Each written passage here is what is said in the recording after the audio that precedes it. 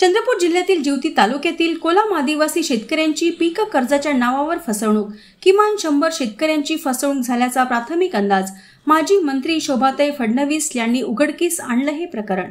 चंद्रपूर जिल्ह्यातील जिवती तालुक्यातील कोलाम आदिवासी शेतकऱ्यांची पीक कर्जाच्या नावावर फसवणूक झाली आहे, तीही चक्क बँकेकडून. किमान 100 शेतकऱ्यांची फसवणूक झाल्याचा प्राथमिक अंदाज असून माजी मंत्री शोभाताई फडणवीस यांनी हे प्रकरण उघडकीस आणलं आहे. शोभाताई फडणवीस या मुख्यमंत्री देवेंद्र फडणवीस यांच्या सख्या काकू असून चंद्रपूर जिल्ह्याच्या माजी पालकमंत्री आहेत. चंद्रपूर जिल्ह्यातील गडचांदूर शहरातील विदर्भ कोकण ग्रामीण बँक शाखेतून या कोलाम आदिवासी शेतकऱ्यांना पीक कर्ज वाटप करण्यात आलं.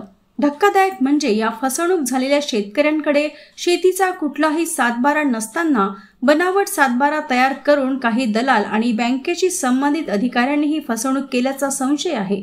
2022 मध्ये एकाच दिवशी पीक कर्जाची सर्व प्रक्रिया पूर्ण करून प्रत्येक शेतकऱ्याच्या नावावर कर्ज वाटप करण्यात आलं. 1.5 लाख ते 1,65,000 रुपयापर्यंत हे पीक कर्ज वाटप करण्यात आलं असून पीडित शेतकऱ्यांना मात्र हातात अवघे 10 ते 15,000 दिले गेले.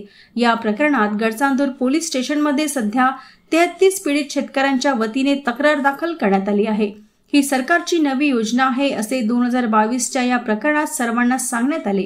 सरकारने पीडित शेतकऱ्यांचं कर्ज माफ करण्यासोबतच या प्रकरणातील दलाल आणि बँकेच्या दोषी अधिकाऱ्यांवर कठोर कारवाई करण्याची मागणी शोभाताई फडणवीस यांनी केली आहे.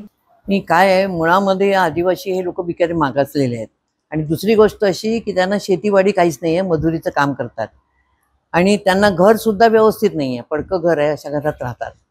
अशा वेळेला अशा लोकांना तुम्हाला शेती कर्ज न सांगता तुम्हाला आदिवासीची स्कीम देऊन तुम्हाला पैसे मंजूर करतो असं सांगून ते फसवल्या गेले.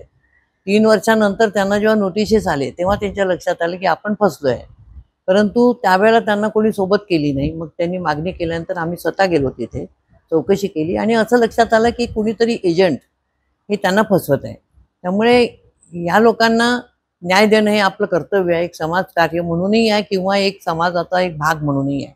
आणि म्हणून आपण त्यांच्यामध्ये पुढाकार घेतला आणि त्यांच्या तक्रारी पोलीस स्टेशनमध्ये नोंदवल्या. बँकेत चौकशी केली. बँकेमध्ये 100% बँकेने बोगस केसेस केल्या हे लक्षात आलेलं आहे.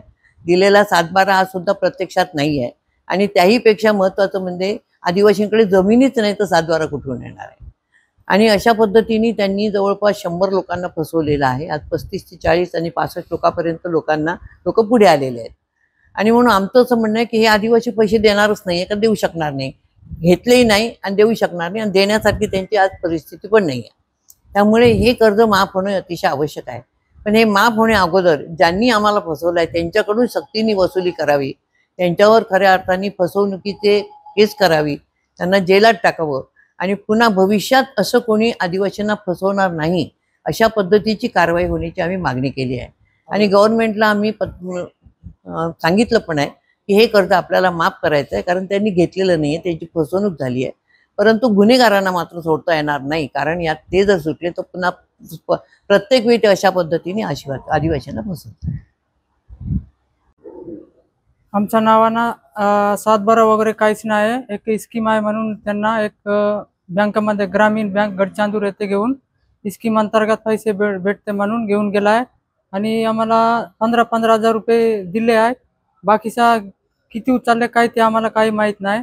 नंतर साहेबून आपला गडचांदूर येथून नोटीस घेऊन आले की नंतर आम्हाला माहीत पडला की आमच्या नावानं यांना काहीतरी स्कीम आपला कर्ज उचलून घेतले म्हणून नंतर आम्हाला माहीत पडला की त्या मॅनेजर साहेबांनी येऊन म्हणले की तुमच्या नावानं कर्ज आहेत म्हणे, तुम्ही काहून नाही बरात असं बोलू लागले. म्हणून सर आम्ही काही उचललो नाही म्हणलो, आमच्या नावानं फक्त कर्ज आपला स्कीम भेटते म्हणून 10,000 रुपये दिला आहे त्यांना.